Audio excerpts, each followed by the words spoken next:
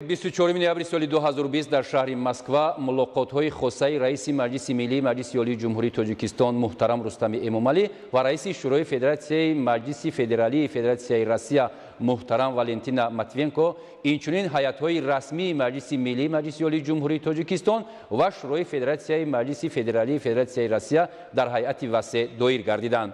Ёдовар мешавем ки субҳи имрӯз раиси Маҷлиси Миллии Маҷлиси Олии Ҷумҳурии Тоҷикистон муҳтарам Рустами Эмомалӣ бо сафари расмӣ ба пойтахти Федератсияи Россия ташриф оварданд. боздиди мазкур нахустин сафари хориҷии роҳбари мақомоти болоии парламенти Ҷумҳурии Тоҷикистон ба кишвари хориҷӣ маҳсуб меёбад. муҳтарам Рустами Эмомалӣ барои даъват ҷиҳати анҷоми сафари расмӣ ба раиси Шӯрои Федератсияи Маҷлиси Федералии Федератсияи Россия Валентина Матвиенко миннатдории самимӣ изҳор карда, муҳимияти баррасии масъалаҳои мубрами ҳамкории стратегии ду кишварро дар сатҳи роҳбарони мақомоти қонунгузор таъкид намуданд. бо қаноатмандӣ зикр гардид ки муносибатҳои дӯстона ва ҳамкории стратегии Тоҷикистону Россия имрӯзҳо дар ҳама самтҳо муттасил рушд ёфта, робитаҳои байни парламентӣ мунтазам ба сатҳи сифатан нав мегузаранд. зимни музокирот як қатор масъалаҳои умда, аз ҷумла ҷанбаи иқтисодии ҳамкориҳои дуҷониба ки яке аз муҳимтарин бахш ба ҳисоб рафта таваҷҷӯҳи доимии ҷонибҳоро тақозо менамояд, баррасӣ гардиданд. дар ин ҷода зарурати нуфузи бештари механизми комиссияи байниҳукуматӣ оид ба ҳамкории иқтисодӣ, таъсиси корхонаҳои муштарак дар ҳудуди Тоҷикистон, истифодаи имкониятҳои минтақаҳои озоди иқтисодӣ, ҷалби технологияи пешрафтаи россиягӣ ба бахшҳои мухталифи саноати кишвар ҷиҳати коркарди ашё ва содироти минбаъдаи маҳсулоти тайёр қайд гардид. зимни мулоқоти дуҷониба инчунин масъалаҳои марбут ба раванди муҳоҷирати меҳнатӣ мавриди баррасӣ қарор гирифтанд. зимнан зарурати аз ҷониби сохторҳои соҳавӣ идома додани корҳо оид ба ҳалли мушкилоти рӯзмарраи бахши мазкур, аз ҷумла содагардонии тартиби ба қайд гузоштан ва гирифтани патент барои кор, баррасӣ намудани имконияти авфи муҳоҷирати такрорӣ нисбат ба шаҳрвандони Тоҷикистон ва барқарор кардани хатсариҳои ҳавоӣ мунтазам миёни ду давлат ишора гардид.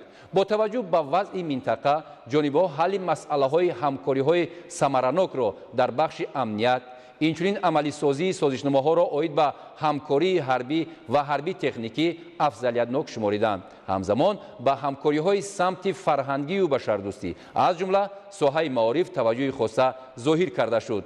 қобили зикр аст ки алҳол дар муассисаҳои таҳсилоти олии Федератсияи Россия қариб 25 000 шаҳрванди Ҷумҳурии Тоҷикистон таҳсил мегиранд. зимни мулоқоти ҳамтоён масъалаи ҷиҳати идома додани таҳсил ба Федератсияи Россия, бозгаштани донишҷӯёни тоҷик ки бинобар маҳдудиятҳои марбут ба пандемияи COVID-19 барои идомаи машғулиятҳо ҳозир шуда натавонистанд, баррасӣ карда шуд.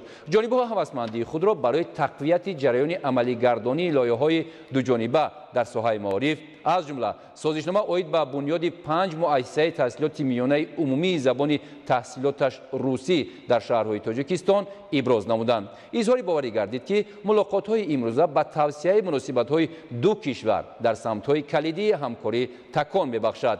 тамоили мусбати ҳамкории мутақобила дар бахшҳои сиёсӣ, тиҷоратию иқтисодӣ, башардӯстӣ, ҳарбӣ, техникӣ ва дигарҳо ба назар расида, ба ин пеш аз ҳама муколамаи мунтазами сиёсӣ дар сатҳи сарварони давлатҳо мусоидат менамояд. аз рӯи натиҷаи мулоқотҳо ҷонибҳо назари некбинонаи хешро аз дурнамои ҳамкории стратегии ду кишвар таъкид карданд ва изҳори умед намуданд ки боздиди раиси Маҷлиси Миллии Маҷлиси Олии Ҷумҳурии Тоҷикистон муҳтарам Рустами Эмомалӣ ба Федератсияи Россия ба муносибатҳои бисёрсоҳаи миёни Тоҷикистону Россия нерӯи тоза бахшида, дар навбати худ масъалаҳои ба миён гузоштаи ҷониби тоҷикистонӣ мавриди таваҷҷӯҳи дахлдори Шӯрои Федератсия қарор хоҳанд гирифт. ҳамчунин раиси Маҷлиси Миллии Маҷлиси Олии Ҷумҳурии Тоҷикистон муҳтарам Рустами Эмомалӣ бо арзи адаб раиси Шӯрои Федератсияи Маҷлиси Федералии Федератсияи Россия муҳтарам Валентина Матвиенкоро барои анҷоми сафари расмӣ ба Тоҷикистон